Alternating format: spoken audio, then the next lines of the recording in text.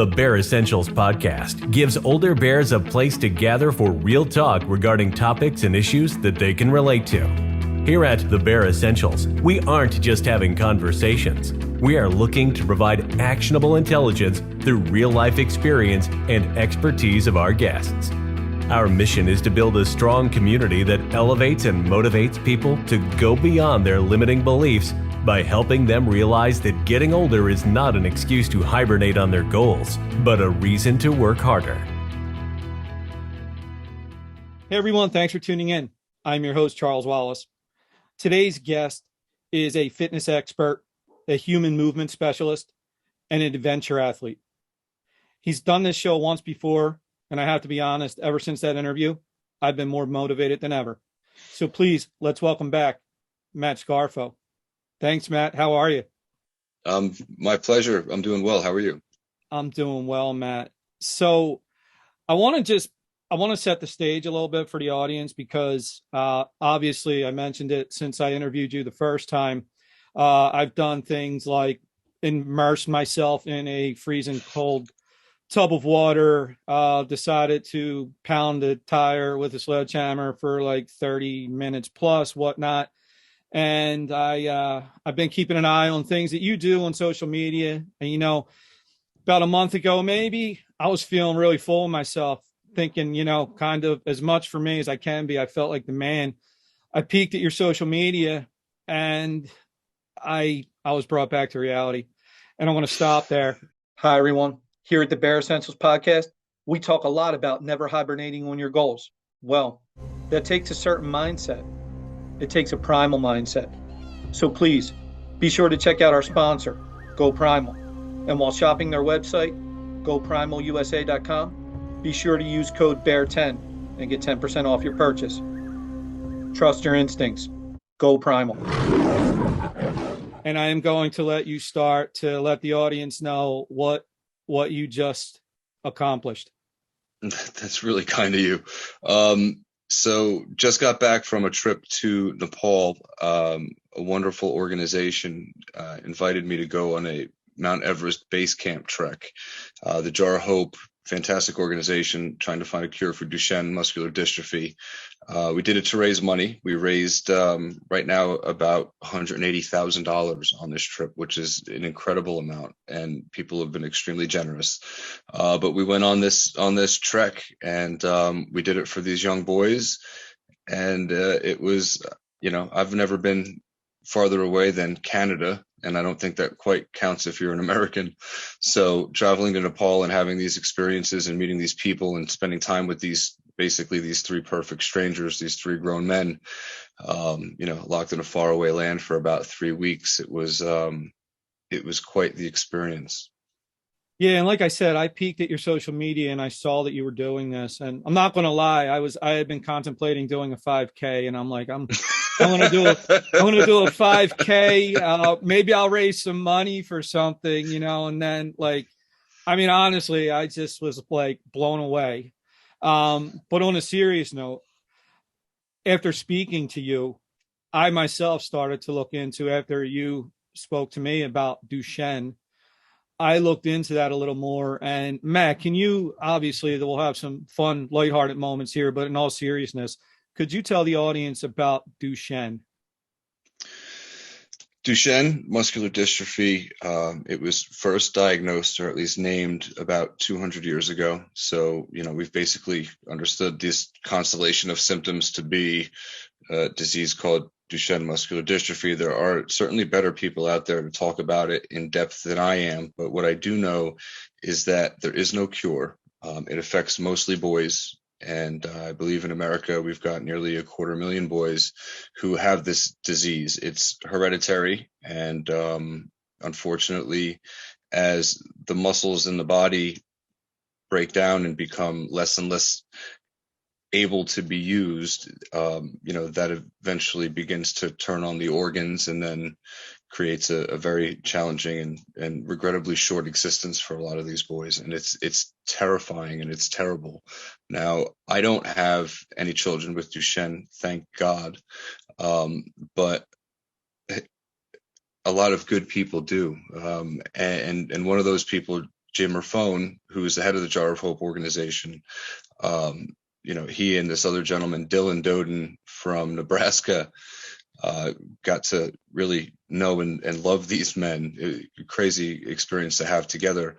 But, they were going to this mountain no matter what. They were going to this mountain regardless if myself or the other gentleman, Joe Russo, was going. So Joe and I basically went as a complete support staff for these two guys to make sure that, their mission would be accomplished, even if, we had no idea what to expect going there. But we knew that it wasn't going to be easy at times and that it was going to have its challenges. But the fact of the matter is that these two men needed to get to base camp, do their push-ups, attempt to set a world record for push-ups at base camp, and create a documentary around their experiences, both on this trek and their own personal experiences. So, we understanding the importance of this disease and the lives that it affects and how it affects them, it was critical that Joe and Dylan get to the top of that mountain and do what they set out to do. Yeah, Matt. And just, from me to you, obviously I've told you this before, and I know you don't look at yourself this way, but I made some short videos about you guys as you were away trying to help raise money. But I honestly, I don't mean this even one bit funny. Somebody like you, like those men, I look at you guys as true heroes. What you did was totally selfless. And throughout this interview, there's going to be links for you to still continue donating. So I hope that if you haven't yet, you'll take a look. I know it's tight for everyone, but if you can, please donate. I mean, I said it in one of the videos, as Matt and myself, both fathers, and I think for everyone watching, being a parent, it's probably the biggest day, the best day of your life. And at that point in time, you see a future filled with endless possibilities. So imagine all those possibilities around 4 years in, you start to see things are off.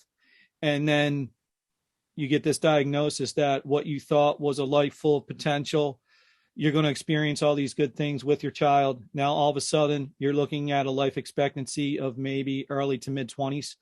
And it's a scary thought. So what these men did was extremely important, and not only to raise money, but to raise awareness. So Matt, I wanted to, obviously the cause was amazing. One of the things I wanted to talk about with you a little bit today was, I know getting there itself is a bit of a long trek. And I know when I had spoke to you, you hadn't done a lot of training per se to get yourself ready to go there. Kind of want to just talk to you a little bit about your mindset, especially during a long trip like that to get there. Doubts. Are there doubts going through your head at that point? No, I don't think that there were doubts in any of our minds at any point during that trip. I mean, there's certain things that you expect are going to be unexpected. And I think by their very nature, you're not sure what they're going to be, but they're going to be tough. I mean, Dylan is, he's a serviceman. He knows what it's like to trek long distances with a lot of weight on his back. The rest of the guys, we've run ultras, we've done, extended things. We know that there's usually a wall waiting for you somewhere along the way. That wall is always defeatable. You can always get over it. It's just a matter of mind over matter. Going on a trek like this, you're not sure what that wall looks like. You can expect it's not going to look the same, but it should feel the same.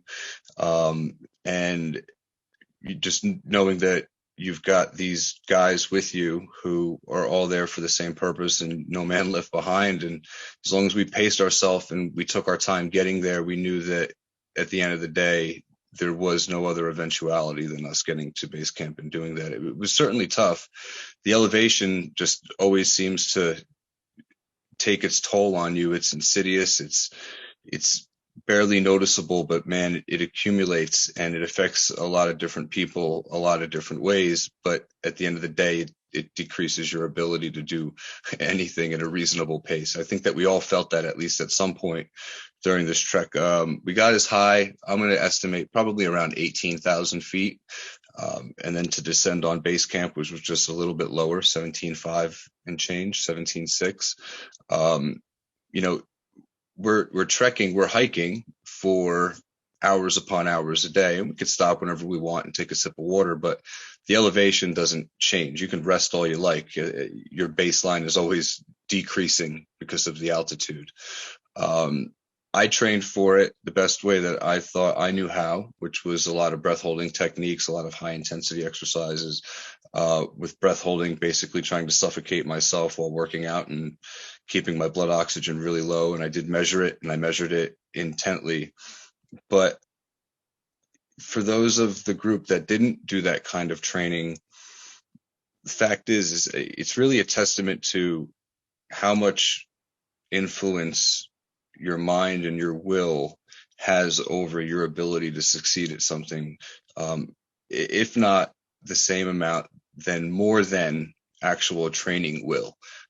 You know this, having kind of crossed the threshold now and doing endurance activities, and knowing that you're waiting for it not to get easy or not to stay easy. So I trained for it, but I performed just as well as the guys that didn't, frankly, because the guys that did it had an indomitable will to get this done. I mean, their motivation, their drive was greater than any amount of training that I think anybody could have done. And the fact is that they were getting to base camp, they were doing their push-ups, they were going to use this as a demonstration for the cause and a demonstration for their love for their kids, whether or not they trained for it, whether or not I was there. I mean, this was going to happen. I mean, you could have called it done before we even left for the trip. These guys were that motivated.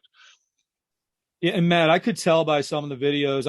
I'm going to be totally honest with you. The one video that I saw when you guys got to base camp, and it was right before you did the push-ups, and man, listening to, was it Joe, whoever the guy, 10 push-ups, that's his mission. Is that, I want to give the name, is it Joe?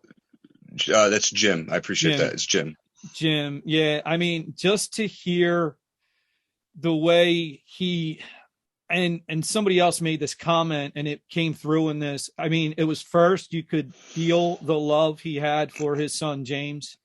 And then, they had said, you guys were driven by love, rage, and desperation.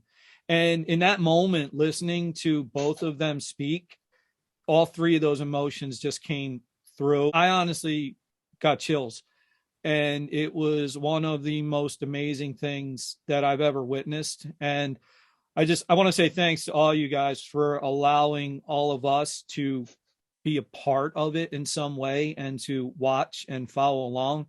I think I sent you a message that said, I was there every day, man. I wake up in the morning and I was looking to see if you had posted. I was trying to follow. It was such an experience to witness. And again, it just shows things that we've talked about the mind probably being potentially our greatest friend or our greatest enemy, right? It showed. And I can't give you guys enough credit. Really appreciate that. I know the part of the video that you're talking about. I got to the video from the front perspective when Jim and Dylan are talking into the camera right before we do the push-ups. I got to see that from right behind them, and getting to know these guys and knowing how much I love my kids and assuming they love their kids just as much. The gravity of that moment, I'm so glad that it was caught on camera, because it really does kind of give you an insight into, I mean, listen, we're four tough guys, or at least we think we are, right? We're middle-aged, except for Dylan, who I think is, I don't know, 32, 33, young guy, but we were going to do this, and we were going to do this in spite of all of the challenges. Dylan had said it more than a few times, and I'm going to misquote him, and I apologize, Dylan, for this, but he said that climbing this mountain is little compared to the mountains that his son and other kids with Duchenne's need to climb every single day. This mountain is nothing. And he kept reminding us of that over and over. And that was really what was pulling us through. So when we were doing the push-ups at the end, or in that video, and Dylan had his opportunity to tell his son Connor how much he loved him, and that's the moment I think you're talking about that kind of hits like a dagger to the heart. I mean, you see that you've got these strong men out there, and they deal with it, and they deal with it because they have to, and it's the right thing to do. And as a good man, right, we try to take the burdens of the ones that we love and shoulder them ourselves. And to see these guys do that, but do it in such a human kind of way, really brings the whole situation home. You can't help but to feel a pretty close approximation of what he feels during that moment that he's saying that, right? I mean, that was such a strong and powerful moment that, you know, that I don't know, that just needs to kind of hang there in time because of how I think impactful that was. And Matt, right here, honestly, when I edit this, I'm actually going to put that in this interview. So that, no, I honestly, I want, for people that haven't seen it, I don't think you and I can give it justice.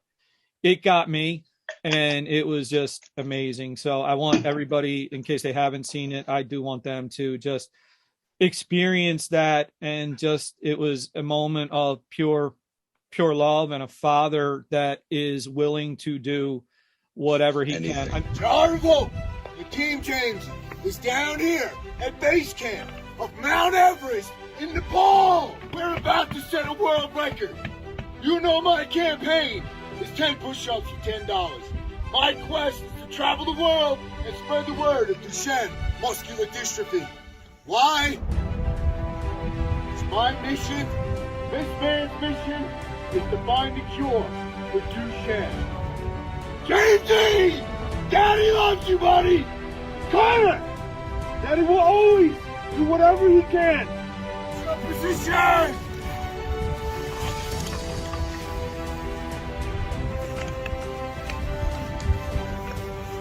No! I think as fathers, we all say we're willing to do whatever we have to do for our children. And I think, thank God for most of us, it doesn't get to that point.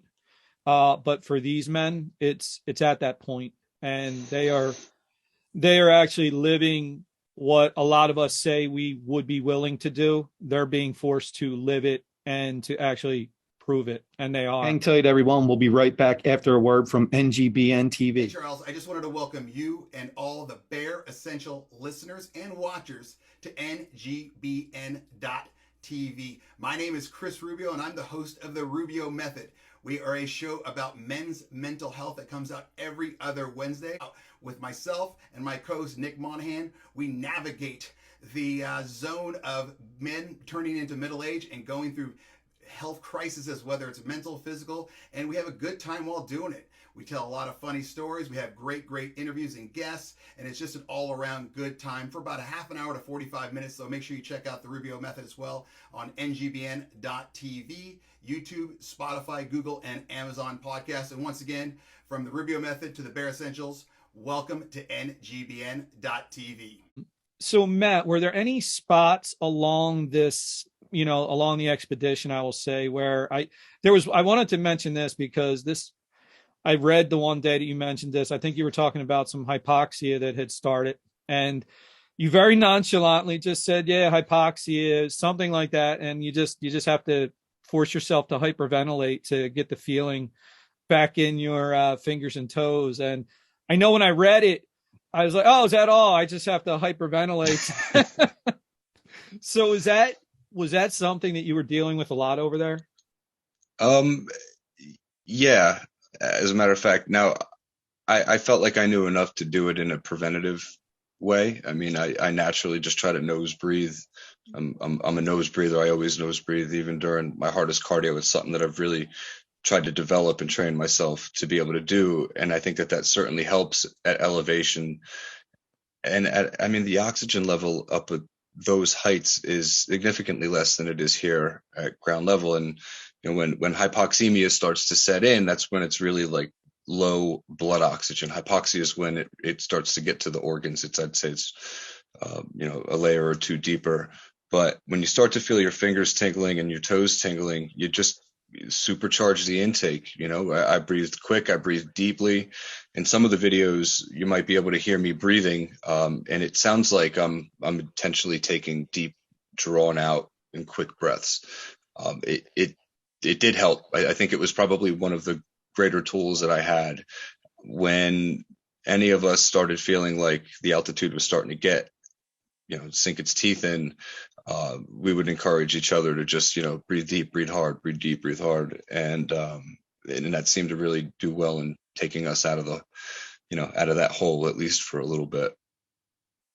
And Matt, were there any points during it? I know in a couple of the, pictures and videos, that some of the bridges, right? I've seen you guys. I mean, yeah. How was that? Some people have an easier time with bridges than others. I'm not one of those people. I actually had a conversation with my son earlier about it, and it's one of those things where I'd prefer not to walk over, crevasses that are that deep where death is certain if you fall off or trip. I mean, they've got them pretty well fortified, but their road department out there is a little bit different than what we're used to out here in the States. So there are some of these planks on the bridges that are missing a bolt or two. It's not like there's holes or gaps and, you can fall through, but, it's certainly concerning. And you're also sharing these bridges that are in some cases thousands of feet over the valley floor with, a herd of yaks or donkeys that are carrying propane tanks on their back. And, it's,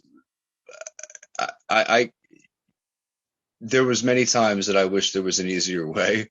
But in a situation like that, you can't say, I'm just going to stay down here. I'll see you guys in 11 days. You're there no matter what. And knowing that I was going to have to do some things that would make me uncomfortable in order to see these guys through to their, to the end of their mission. You kind of just suck it up and go with the flow. But sometimes it's a pretty uncomfortable flow, especially when you've got to cross bridges like this over expanses like that.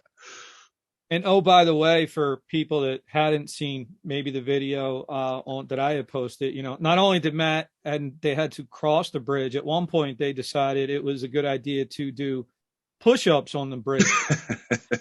And Matt, that I know obviously it's a serious thing, you guys were over there, but that day that I read when you said, we're just following orders, he's actually crazy. that kind of summed it up. But again, watching this transpire was amazing. So I want to kind of give it maybe a shout out here, let you give a shout out here, because I've seen the last couple days, you definitely have been giving some props to your guide. Seems like he played a very important role in helping you guys accomplish what you did. I'll let you talk about that a little bit. Ramesh. Oh God, Ramesh. I made a comment to somebody. I feel like that we're introduced to the people in our lives that we need to meet, like right at the time that we need to meet them. And I think that we're all in agreement that this would have been a completely different experience if we had been matched with anybody else. Ramesh was just our kind of guy, from a completely different culture, completely different customs, completely different part of the world, completely different driving traffic patterns, which is a whole nother story. But this guy managed to keep us safe, keep us from eating the things that we probably shouldn't have been eating, made sure that we had the absolute best time that we possibly could have had. And it really wasn't long after meeting him did we feel like it was really just one of our friends who knew more about this than we did and earned our trust enough to just allow him to take us on this incredible and, unexpected trek. I mean, it was like doing it with a best friend. And, we learned what kind of guy he was. I think part of the adventure was just learning about Ramesh and watching Ramesh learn about us. I mean, 4 American guys walking around the streets in Nepal, all of us with tattoos, beards and everything. We definitely didn't blend in. But Ramesh did a great job of, steering us clear. He didn't just help manage our trek. He helped manage our whole experience in Kathmandu while we were there. So we did the sightseeing. He walked us around. He taught us about customs.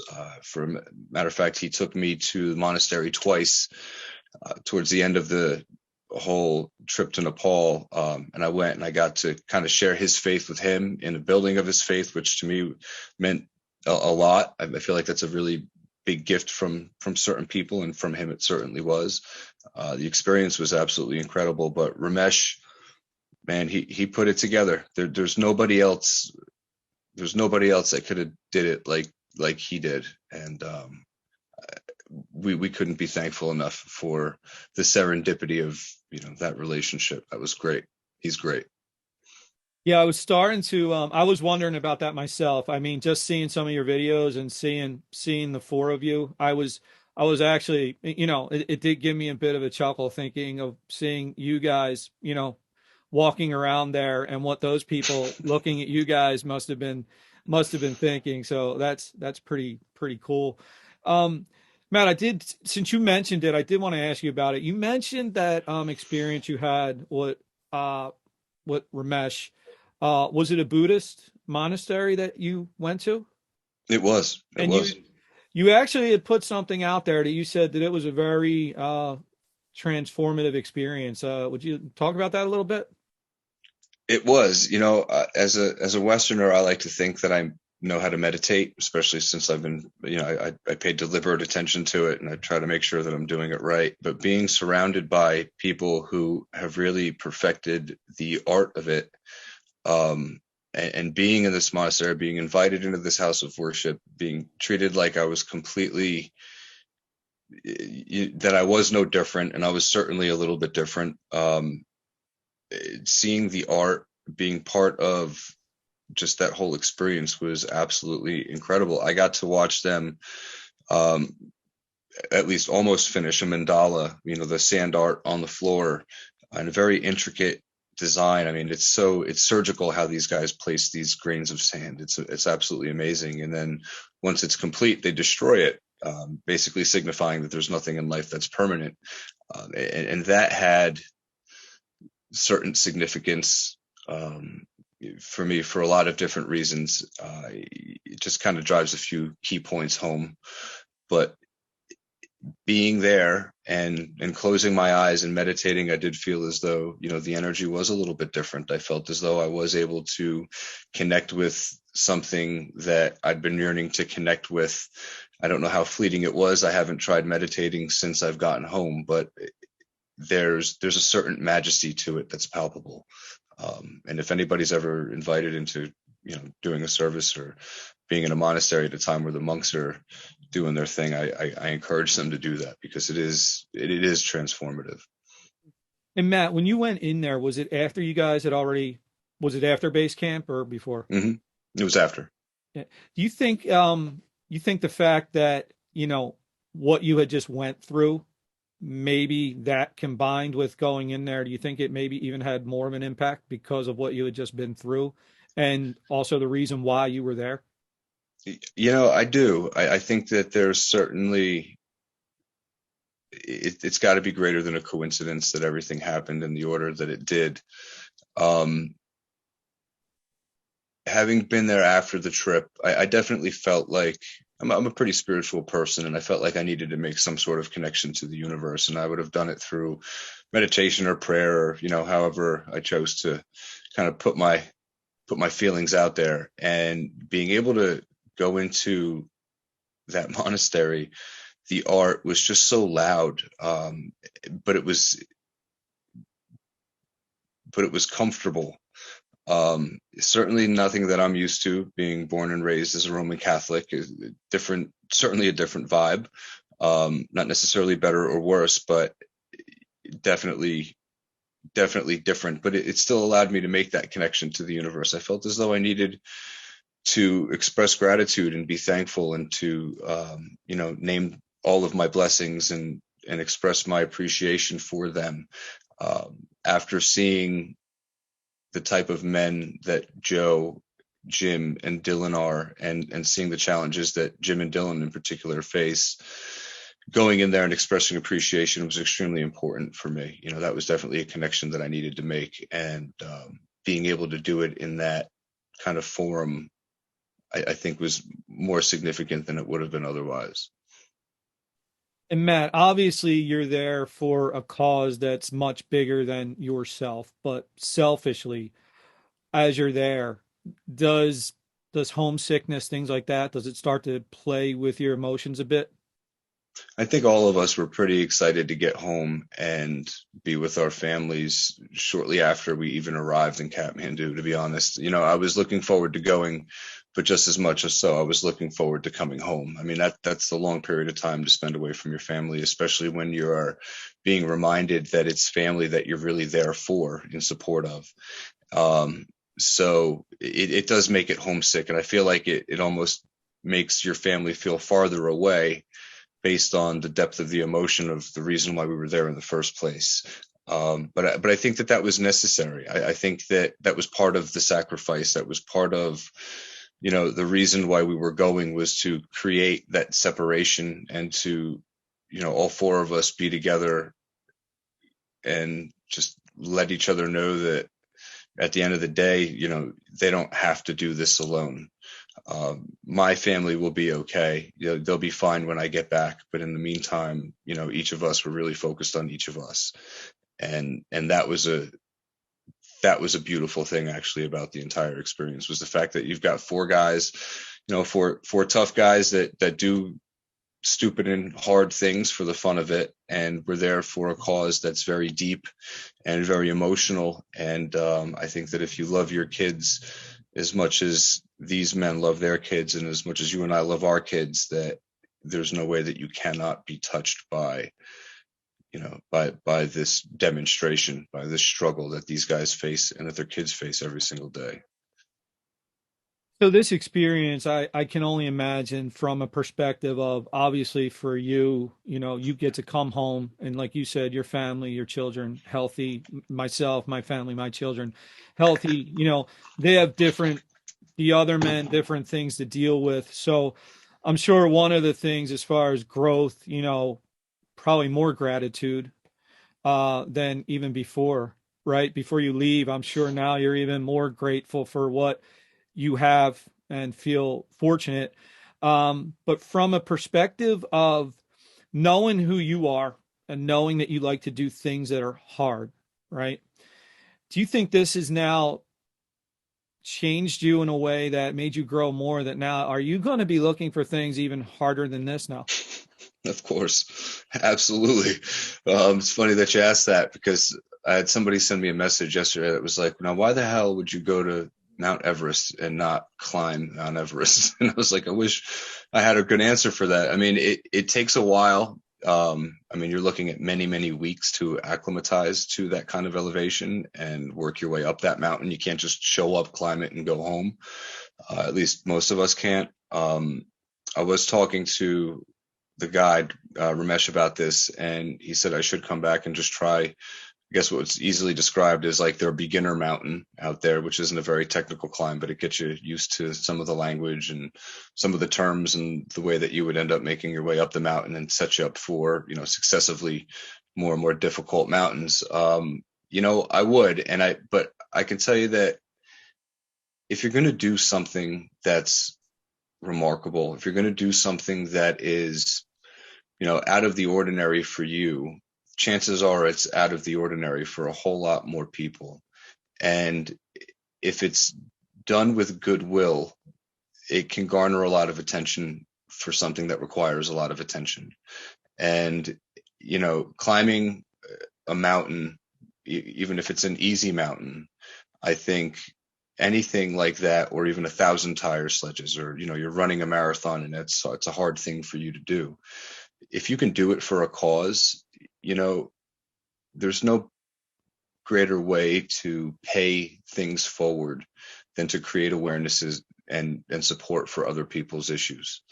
Knowing that the universe will always take care of your own, that if you can help bring awareness and attention to the plight or the challenges that other people face, then there's no more nobler thing that you can do. So if I do climb a mountain, you can bet your ass that I'm going to do it for Jamesy, and I'm going to do it for Connor.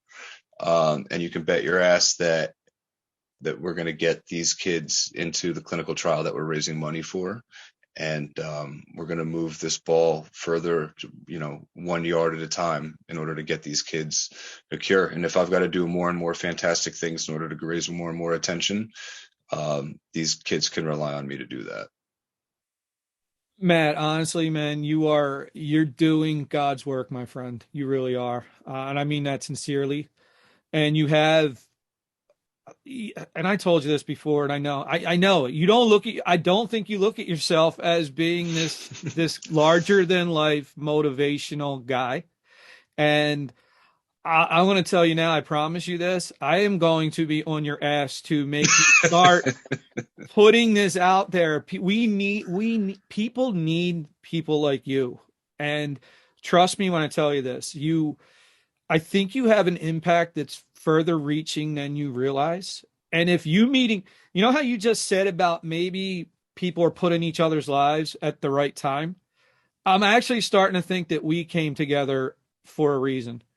And obviously for me, I can learn from you to do harder things, but I think you're going to have this guy in your ear telling you that your reach is way greater than you even imagine. And I think that's something you have to, it's great responsibility, and I don't mean to burden you with it, but it's true. And I hope you're right.